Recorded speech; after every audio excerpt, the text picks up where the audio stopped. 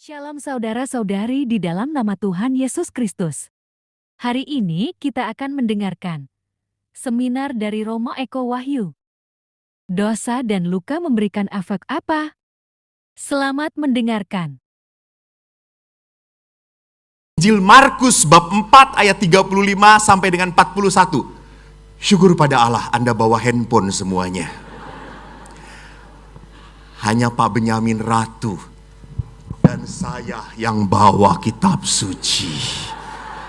Kenapa? Karena kita pengisi acara. Malu kalau nggak bawa, coy.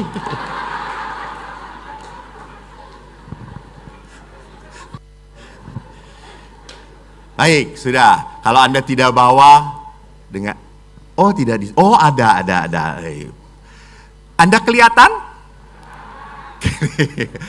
Mata iman Anda hebat ya. Baik, saya bacakan ya.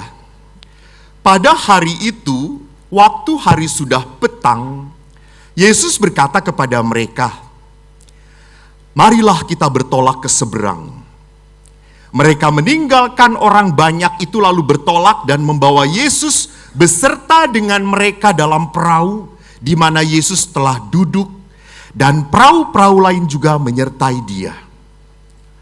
Lalu mengamuklah taufan yang sangat dahsyat dan ombak menyembur masuk ke dalam perahu, sehingga perahu itu mulai penuh dengan air. Pada waktu itu Yesus sedang tidur di buritan di sebuah tilam. Maka murid-muridnya membangunkan dia dan berkata kepadanya, "Guru, engkau tidak peduli kalau kita binasa?" Yesus pun bangun, menghardik angin itu dan berkata kepada danau itu, "Diam, tenanglah." Lalu angin itu reda dan danau itu menjadi teduh sekali. Lalu Yesus berkata kepada mereka, "Mengapa kamu begitu takut? Mengapa kamu tidak percaya?" Mereka menjadi sangat takut dan berkata seorang kepada yang lain, "Siapa gerangan orang ini? Sehingga angin dan taufan pun taat kepadanya." Demikianlah sabda Tuhan. Terpujilah Kristus. Lihat apa yang dikatakan oleh para rasul waktu mereka terombang-ambing. "Guru, kita binasa." Lihat, ini kata-kata apa? Kata-kata sudah orang tidak punya harapan lagi. Mereka tidak berkata, "Guru, ada ombak, perahu kita penuh air." Lalu pasti Yesus akan menjawab, "Ayo kita keluarkan airnya." Gitu ya, itu tuh. Iya kan? Tapi mereka kan ngomong, "Kita binasa." Itu berarti kata-kata titik, kata-kata tidak ada harapan. Mati kita, selesai sudah. Jadi ini adalah kata-kata yang membuat Yesus terpukul. Dan lebih terpukul lagi pada saat kata-kata pertama, "Guru, engkau tidak peduli." Wow. Anda tahu, orang yang sudah mengatakan tidak peduli, itu adalah kata-kata orang terluka. Kata-kata orang yang sudah terhimpit, orang yang sudah mengalami kepedihan, kekecewaan. Maka meledaklah kata-kata tidak peduli. Ingat, tidak peduli itu adalah tidak mengindahkan, tidak menghiraukan, tidak memperhatikan.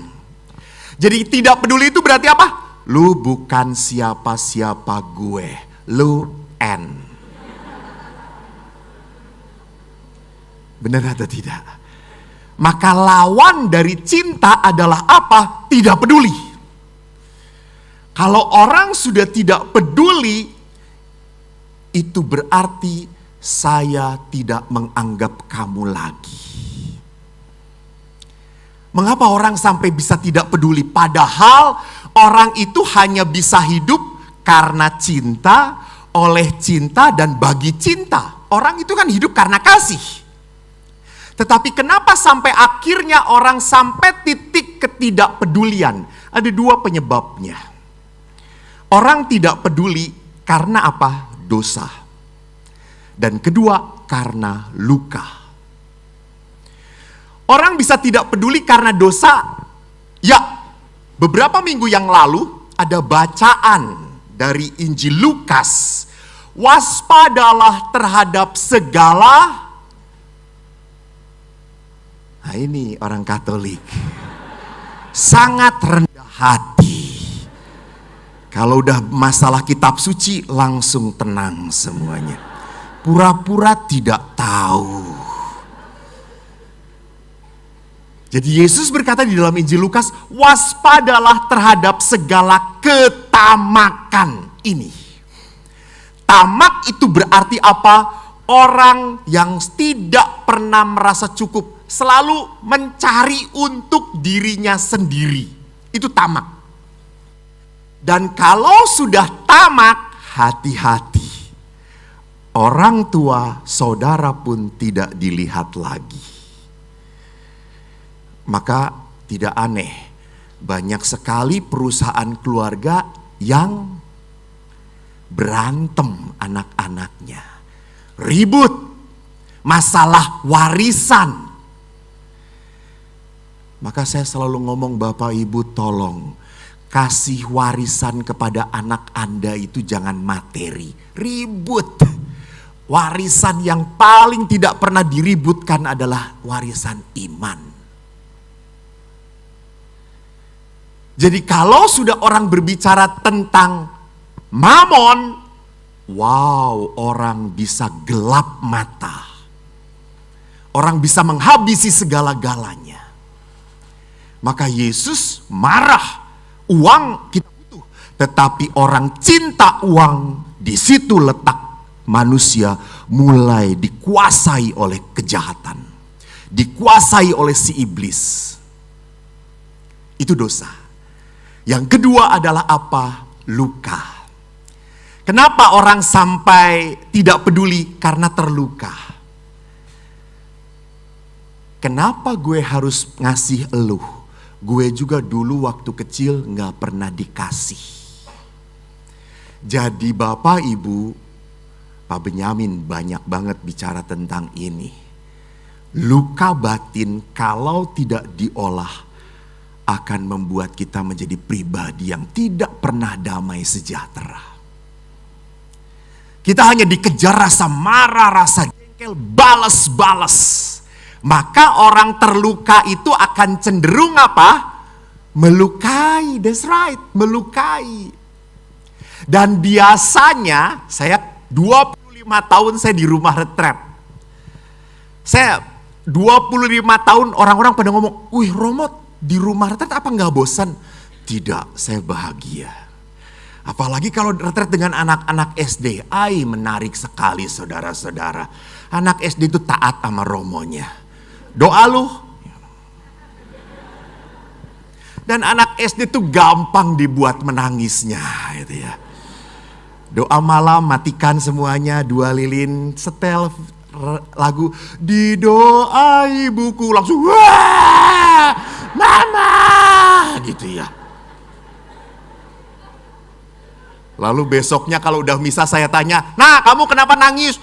Saya nangis karena dia nangis saya juga jadi nangis gitu ya. Oh nangis kok solider kata saya nak, kata saya. Ya kan kita nangis berjamaah Romo gitu ya.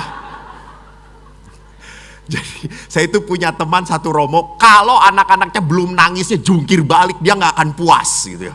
Maka dia bayangkan kalau ibu kamu mati, wah gitu dia senang banget gitu ya. Saya suka nggak tega gitu ya. Karena anak-anak mama jangan gitu ya. Jadi di dalam rumah retret kalau saya sudah bertemu dengan anak-anak remaja SMA, apalagi anak SMA, umumnya saya bisa melihat anak mahasiswa ataupun SMA, umumnya orang terluka itu berkumpul dengan orang-orang terluka tanpa sadar loh. Kenapa? Karena ngomongnya klop. Ngomongnya klop. Ya betul, nyambung. Misalnya, Mama gue nyebelin banget. Iya, apalagi mama gue. Capek. Tuh udah nyambung. Ini teman, langsung kena. Bicaranya pas gitu ya. Sama. Emang kalau sudah dewasa, nggak bisa orang terluka berkumpul dengan orang terluka? Nyambung, bisa.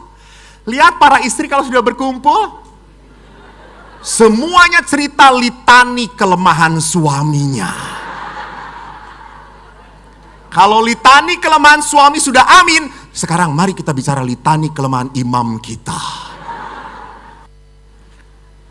Kan para istri pun kalau bicara, aduh suamiku tuh ya, makin tua makin cerewet, bawel, kok sama ya gitu. Langsung bicara nyambung. Betul? Bertobatlah.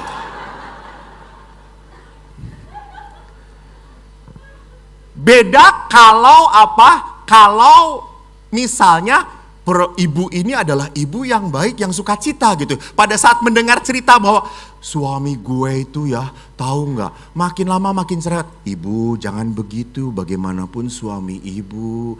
Langsung, nggak akan cerita lagi gue. Betul atau tidak? Ingat, tanpa sadar, kumpul dengan yang terluka. Maka hati-hati, Anda duduk dengan siapa?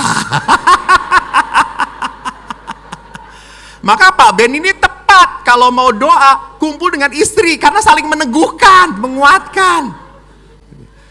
Jadi saudaraku, orang mempunyai sifat cuek, nggak mau tahu, nggak peduli, karena dua hal itu, dosa dan luka.